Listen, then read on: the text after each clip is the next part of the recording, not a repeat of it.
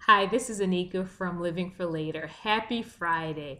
Today I am on to just encourage you to hold on to whatever promises God has made you. I know that God has made me some promises, and some of them I received from years ago, and I have yet to see the fulfillment of those promises. But what I recognize is just because they have not come to pass as yet, it doesn't mean that they won't come to pass. This Sunday was just so awesome because my pastor preached a message on just expectation and how we should always live in a place of expecting God to show up. And I think that there's a direct correlation there with even the promises of God.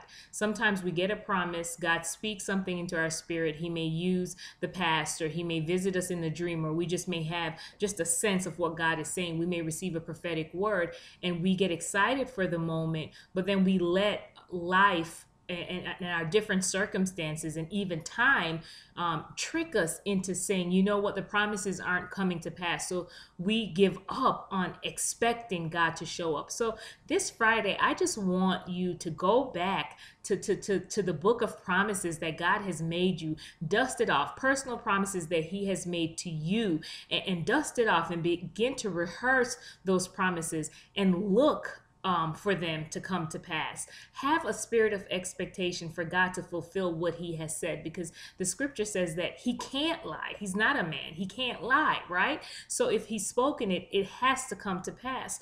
But for me, I recognize that if there's not a sense of expectation, sometimes I can miss what God is doing, even the way He's setting me up for the promises to manifest. So don't let delay, don't let your circumstances, your emotions trick you into believing that God has lied, or for you to be disappointed. I just have such a fresh sense of expectation for the things that God has spoken, and quite honestly, a lot of them, just from in the natural realm, it's impossible.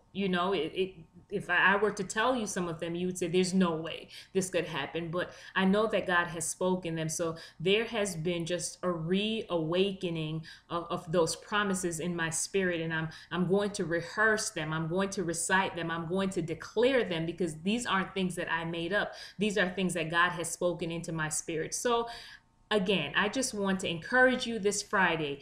Take some time, revisit those promises. Have you forgotten them? Did you write them down in the first place? Go and revisit those promises and begin to thank God for those things coming to pass. And do not let time deter you from believing that God will do exactly what it is that He said that He will do. So again, I just want to encourage you, live in a place of expectation, because those promises will come to pass. Be blessed.